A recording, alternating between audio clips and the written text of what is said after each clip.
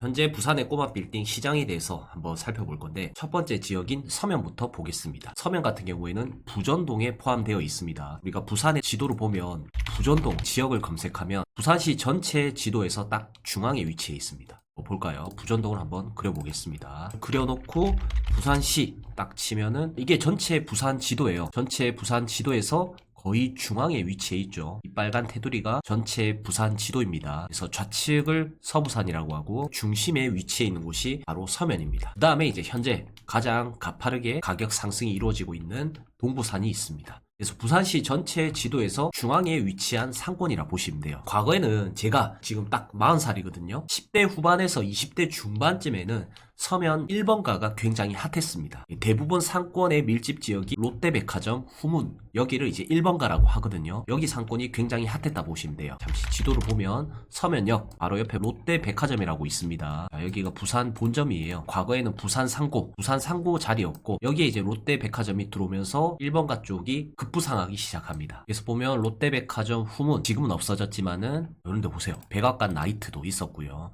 부지가 굉장히 넓습니다. 지금 이제 폐업하고 주상복합이 들어온다는 소리도 있는데 1994년에 백악관이 오픈했다, 이러한 내용도 나오고, 밑으로 내려가 보면 여기에 대시양 오피스텔 보이시죠? 여기도 과거에는 챔피언 나이트였습니다. 이런 식으로 굉장히 상권이 핫했던 위치에만 들어간다는 나이트클럽. 지금은 시대가 워낙 변화했고 나이트클럽 자체가 좀 사양 산업입니다. 왜냐하면 코로나로 인해서 집합금지 때문에 빠르게 죽은 업종 중에 하나죠. 이런 나이트클럽이 지금은 쇠퇴하면서 오피스텔로 바뀌어져 있다 보시면 돼요. 주변이 이제 용적률이 좋은 상업지역이 대부분입니다. 용적률이 굉장히 좋은 상업지이기 때문에 지금 전부 이렇게 높은 건물들로 바뀌고 있는 시점이라 보시면 돼요. 예전에는 여기도 주유소였죠. 주유소였는데 여기가 지금 이렇게 높은 호텔로 바뀌어져 있단 말이에요. 조금만 더 가볼게요. 자, 이런 데도 마찬가지입니다. 그런데도 과거에는 이렇게 1층 주차장 부지였는데 여기를 일부 건설사에서 매입해서 이렇게 높은 건물로 바뀌고 있다. 현장 가보면 이런 데도 최근에 병의원 건물이 지어지고 있습니다. 지금 이렇게 높은 건물들로 계속 바뀌고 있다 보시면 돼요. 이런 게 왜 바뀌겠습니까? 이렇게 높은 건물로. 제 생각은 그래요. 과거에는 상권이 좋았지만 지금은 점포가 패거리, 사이길, 상권이 쭉 확장되다 보니까 본진의 상권 자체가 좀 약해진 거죠. 그리고 이제 시대 트렌드도 약간 바뀌었습니다. 예전에는 이렇게 네모 반듯한 규격화된 음식점, 대형화된 음식점들이 많이 떴거든요.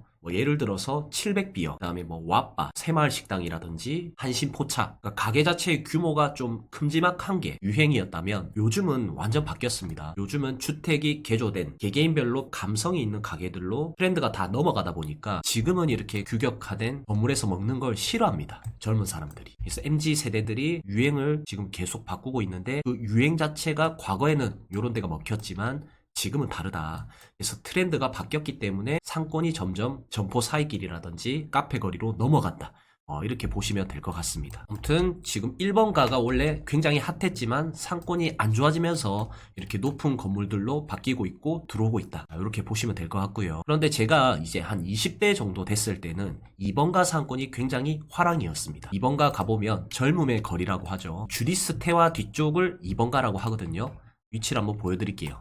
하나씩 제가 표시해드리면서 살펴보겠습니다. 여기 롯데백화점 후문, 여기를 1번가라고 하고, 그 다음에 주디스태와 뒤쪽 2번가라고 합니다. 최근에 젊음의 거리라고도 불립니다. 다들 한 번쯤은 아마 지나가 보셨을 겁니다. 여기도 상권이 비슷하죠. 네모 반듯한 이런 상권이 있고, 나이키 브랜드도 있고요. 그 다음에 올리브영, 마치 부산의 광복로와 같은 그런 느낌이 드는 곳입니다. 그래서 이런 데는 대형 프랜차이저 위주로 많이 들어오고 있고요. 유동인구가 워낙 많다 보니까 홍보 효과를 필요로 한 그런 업종들이 많이 세팅이 되어 있습니다. 그리고 여기서 딱 꺾어서 들어가 보면요, 여기를 이제 만취길 상권이라고 합니다. 이쪽 라인도 되게 좋습니다. 여기에 이제 BRT가 생기면서 원래는 올리브영이 그냥 지나가는 자리였어요. 과거에 이제 교통 체계를 보면 서면을 온다 그러면은 지하철 타고 많이 왔습니다. 지하철 타고 서면역에서 내려서 지하 통로를 통해서 그냥 쭉 지나가서 여기 주디스태와에서 만남을 많이 했었거든요. 그래서 지하로 지나가다 보니까 이런 올리브영 건물이 있는 줄도 몰랐습니다. 여기가 이제 동보프라자였거든요, 예전부터. 그래서 여기 앞에는 지하철 구멍이 하나 있긴 한데 대부분 만남이 주디스태와에서 이루어졌기 때문에 여기 구멍을 이용할 필요가 전혀 없겠죠. 그래서 쭉 지하로 걸어서 여기에서 나와서 여기에서 이제 약속을 했단 말이에요. 자, 그런데 지금은 BRT라는 지상버스 체계가 생기고 나서 여기 올리브영 바로 앞에 횡단보도가 갑자기 생기게 된 거예요. 여기 버스 주정차 구간이 생기면서 이제는 지하철의 사용량이 줄었습니다. 그래서 지하 상가가 생각보다 지금 장사가 안 되고 있거든요. 그래서 그 이유 중에 하나가 저는 BRT도 한몫한다 봐요. 대부분 사람들이 버스 타고 여기에서 내려서 여기에서 바로 그냥 지나가서 올리브영 뒤쪽에 술집 상권을 이용하거든요. 그래서 과거에는 교통체계가 이런 게 없었기 때문에 무조건 지하로 걸어올 수밖에 없었지만 현 시대는 다르다. 현재 젊은 사람들은 BRT 버스 타고 지상에서 내려서 바로 건너갈 수 있는 상권을 이용할 수 있는 교통체계를 선택할 거다. 이렇게 보시면 됩니다. 그러자 여기에 유동인구가 굉장히 많아졌죠. 그래서 스타벅스라든지 우리은행 건물, 그 다음에 올리브영이 부산에서 공시지가 1등입니다. 그래서 과거에는 여기 주디스 맞은편 금강제야였는데 BRT 체계가 갑자기 생기고 나서 유동인구가 올리브영 쪽으로 몰리면서 땅값이 굉장히 많이 올랐다 보시면 돼요. 그래서 이런 데도 보면 BRT가 없었을 때는 낮은 건물, 그냥 일반적인 옛날 건물이었습니다. BRT가 2019년 12월에 생겼나? 그렇게 알고 있거든요. 그래서 2018년만 해도 이렇게 그냥 낮은 건물이었는데 최근에 BRT가 생기고 나니까 이런 높은 건물로 바뀌고 있죠. 그래서 현장 가보면 이런 것도 리모델링을 하고 있습니다. 그래서 BRT가 없었을 때는 그냥 지나가는 도로였는데 BRT가 생기고 이 건물의 가치가 올라갔다. 자, 이렇게 보시면 될 것 같고요. 그래서 이쪽 뒤쪽 라인들을 만취길 상권이라고 합니다. 그래서 현장을 가보면요, 주말에 10대, 20대들이 제일 많이 몰려있는 곳이 바로 만취길 상권이라 보시면 돼요. 여기를 이제 서면 2번가라고 하고요. 제가 이제 30대가 되자 또 한 번 상권이 이동합니다. 쭉 위로 올라가면 여기가 이제 점포 카페거리라는 곳이거든요. 이재모 피자 다들 아시죠? 과거 커피스미스 라인이었어요. 근데 더 오래전에 보면 이렇게 만물상해 주변이 전부 다 공업사 라인이었습니다. 상권이라고 볼 수가 없죠. 좀 들어가 볼게요. 대광전기, 아리랑전자, 사무전기 이런 곳이었습니다. 3일스텐 상권이 하나도 없죠. 하나도 없었는데 이렇게 지금은 바뀌었다. 높은 오피스텔도 들어와 있고요. 그다음에 학원가가 형성되어 있고 이런 대형 카페들도 많이 들어와 있습니다. 그리고 아기자기한 상점들도 쭉 형성이 되면서 점포 카페거리가 굉장히 핫해지기 시작했죠. 그래서 제가 설명하는 거 보면 상권이 계속 이동하는 게 보이죠. 그러니까 10대 때는 1번가에서 놀았다면 20대 때는 2번가, 그다음에 30대 때는 점포 카페거리가 화랑이었다. 자, 그런데 지금을 보면 점포 사이길이라는 곳이 굉장히 핫합니다. 대략적으로 주기를 세알려 보니까 7년 주기로 상권이 계속 이동하는 것 같아요. 그래서 지도를 보면 1번가 갔다가 2번가 갔다가 점포 카페거리 갔다가 사이길 갔다가 지금 공구길이랑 점포 놀이터 상권까지 뻗어져 가고 있다. 그러니 이제 이런데 삼각지가 좀 저평가되어 있습니다. 그래서 이런 곳들이 다시 뜨기 시작했어요. 그래서 거의 상권이 지금 한 바퀴 돌았다고 보시면 됩니다. 위치적으로는 점포역을 끼고 있는 것보다는 서면역 1호선과 2호선, 그 다음에 부전역과 함께 끼고 있는 이런 삼각지 라인이라든지 1번가 2번가 라인이 훨씬 더 위치적으로는 좋은 게 맞거든요. 자, 그런데 지금은 상권의 트렌드가 바뀌면서 사이길 상권까지 퍼져나가면서 특색 있는 음식점들이 뜨고 있는 그런 시점이라 보시면 됩니다. 근데 저는 제 생각에는 이런 것도 시간이 지나면 똑같이 질릴 수밖에 없다는 거죠. 우리가 만약에 점포동에 놀러 갔다. 처음에는 신기하죠. 상권이 좋기 때문에 여러 번 갈 수도 있습니다. 그런데 상권은 계속 이용하다 보면은 질릴 수밖에 없습니다. 처음에야 이렇게 가게가 특색이 있고 이뻐서 찾게 되는데 결국은 사람은 자연 환경과도 같기 때문에 원래 좋은 곳에 다시 꽃이 피고 원래 좋은 곳에 나무가 무럭무럭 자라날 가능성이 굉장히 높거든요. 그래서 유행에 의한 상권은 생각보다 오래가지 못할 가능성이 높다. 저는 이렇게 판단이 돼요. 서울에 가보면 명확하게 보입니다. 예를 들어서 이태원이 과거에는 굉장히 핫했거든요. 근데 이태원이 핫하니까 임대료가 올라갔겠죠. 그래서 임대료가 올라가니까 장사하시는 분들이 퇴실하고 녹사평 위쪽으로 해서 경리 단길이라고 해서 갑자기 개개인의 주택에 의해서 리모델링 되면서 새로운 상권이 생기기 시작합니다. 임대료가 싸니까 이까지 올라왔겠죠. 그런데 지대가 생각보다 조금 높고요. 차량으로 이용하기도 불편하고 몇 번 가보면 생각보다 별거 없단 말이에요. 교통도 불편하죠. 지대가 높기 때문에 걸어가기도 어렵죠. 그 다음에 주거지 분포도가 워낙 높기 때문에 보세요. 높은 건물들이 없죠. 그래서 주변에 배후 고정 수요도 받쳐주지 않기 때문에 약간 뭔가 심심하단 말이에요. 그래서 처음에 반짝 떴다가 지금은 점점 쇠퇴하고 있습니다. 가보면 공실이 굉장히 많아요. 이런 거 신축된 곳도 아직까지 통으로 공실이에요. 역과 멀고 지대가 높은 곳 위주로 해서 상권이 쭉 뻗어져 갔는데 위치가 좋지 않은 곳에 이렇게 신축이 된다. 그러면 거기 상권은 거의 대부분 끝물이라 보시면 됩니다. 자, 그럼 어떻게 되냐? 여기에 신축이 되고 임대가 안 나가죠. 그러면 점점점 다시 원상 회복합니다. 복귀할 수밖에 없거든요. 그래서 다시 지금 이태원역이 뜨고 있고요.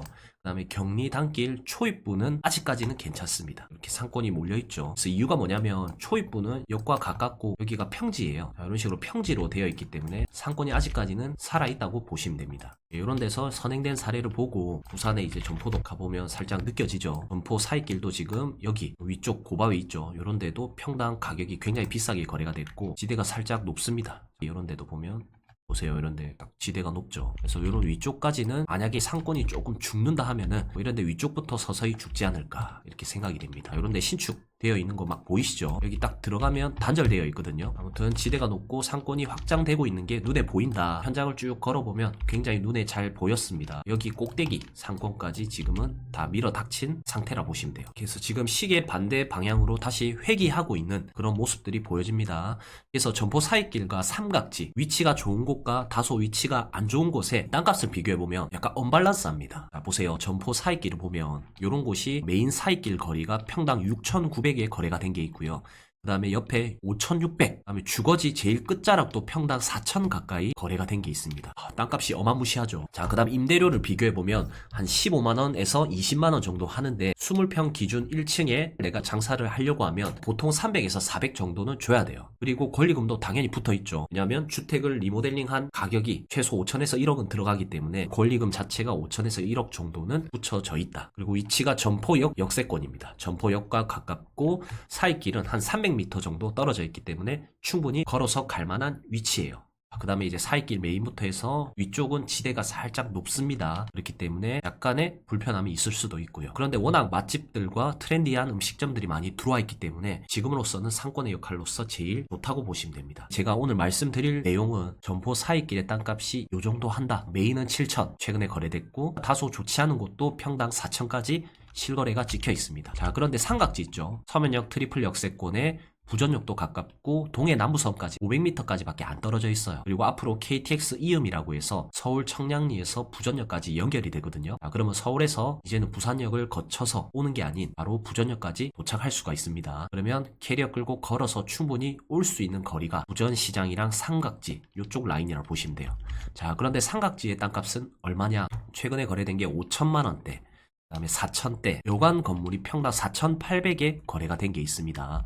그래서 오히려 위치가 좋은데도 불구하고 삼각지가 땅값이 더 싸다 보시면 돼요. 점포 사이길보다. 그런데 삼각지의 임대료가 좀 낮지 않냐, 상권이 안 좋기 때문에 임대료가 싸지 않냐 이렇게 생각하는데 전혀 그렇지 않습니다. 삼각지 내에서도 최근에 임대가 맞춰져 있는 거 보면 평당 15만원 정도 사이길과 비슷하다는 거예요. 임대료도 사이길 못지않다 이렇게 볼 수가 있고요. 권리금은 조금 싸게 측정이 되어 있습니다. 자, 그런데 한 5, 6년 전으로 돌아가 보면 원래 삼각지의 권리금이 1억 정도 됐었고요. 그 다음에 사이길 권리금은 없었습니다. 근데 오히려 점포 사이길이 핫하다 보니까 권리금이 사이길이 비싸고 삼각지는 조금 저렴하다 보시면 돼요. 그리고 장점이 4개의 호선을 이용할 수 있다. 말씀드렸죠. 서면역 트리플, 그 다음에 부전역 동해선, 추가적으로 KTX도 들어오고요. 미래 가치를 봤을 때는 삼각지가 훨씬 더 위치가 위대하다 보시면 됩니다.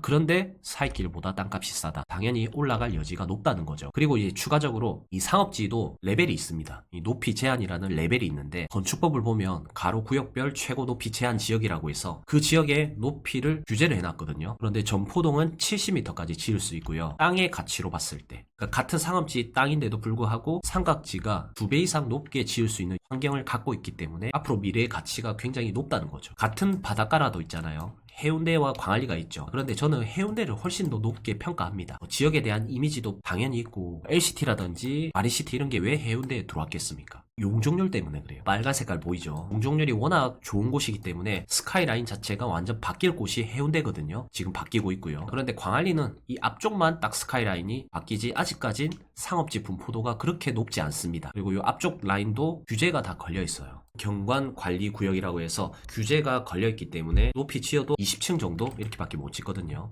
그런데 해운대는 중점 경관이 묶여있는 곳도 있는데 대부분이 안 묶여 있습니다. 여기 중점 경관 이런 높이 제한에 대한 내용들이 없죠. 그리고 기준 높이가 180m까지 지을 수 있어요. 그래서 최고치로 지을 수 있는 곳이 바로 해운대라 보시면 됩니다. 해운대랑 딱 광안리 비교해보세요. 여기는 노란색이고 여기는 빨간색이다. 앞으로 시간이 지나면 해운대는 더 좋아질 건데 빨간색이 더 높게 짓기 때문에 인구들이 훨씬 더 많이 늘어날 거고 이용 가치가 높은 건물들로 많이 바꿀 수 있기 때문에 스카이라인 자체가 훨씬 더 이쁠 거란 말이에요. 그러니까 점점점 해운대는 좋아질 수밖에 없다는 거죠. 최근에 이제 고가 아파트 이런 것도 다 해운대에 들어오지 광안리에 들어오진 않습니다. 그 다음에 점포동과 부전동 최근 거래 사례 한번 보겠습니다. 점포동 놀이터 상권 끝쪽인데 2,700이 거래가 됐어요. 자, 위치를 한번 보겠습니다. 지도로 봤을 때 여기가 위치가 다소 좋은 곳 같아 보이진 않습니다. 서면역과도 좀 거리가 있고 점포역에서 거리가 좀 있고요. 여기 이제 놀이터 골목시장이라고 하는데 이쪽 메인 도로 라인에 최근에 평당 2,700에 거래됐습니다. 이 건물입니다. 요거.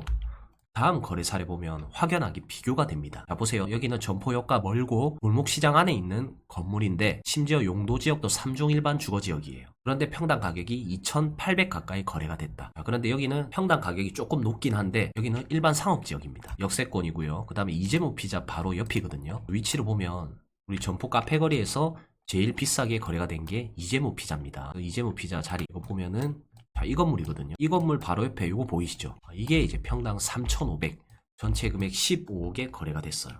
너무 잘 산 거 아닙니까? 저는 이거 딱 보자마자 와, 이건 너무 좋아서 바로 계약금 넣어도 되겠다 이렇게 생각이 되었는데 아니나 다를까 빠르게 매매가 된 사례라고 보시면 됩니다. 그래서 이런 물건을 받았을 때 판단을 빨리 하려면 공부가 되어 있어야 돼요. 저는 주소나 이제 금액을 보면 이제 사야 될지 말아야 될지 판단이 쓰는데 그래서 여기가 주변에 시세나 이런 것들 최근에 물건 동향, 임대료 이런 거를 전부 다 꿰뚫고 있어야 됩니다. 그래야 내가 이런 물건을 받았을 때 바로 살 수 있는 능력이 생기거든요. 그래서 저는 이거 놀이터 상권과 카페거리에 이 두 개의 물건을 비교했을 때는 당연히 점포 카페거리의 물건이 좋다 이렇게 판단이 돼요. 그냥 딱 지도만 봐도 확연하게 차이가 나지 않습니까? 여기는 상권과 붙어 있고 여기는 상권과 굉장히 멀리 떨어져 있고 시장통 바로 옆이고 그 다음에 올리브영, 부산에서 제일 동시지가가 비싼 올리브영 라인에 위치해 있고요. 요거는 여기가 이재모 피자, 여기가 올리브영이죠.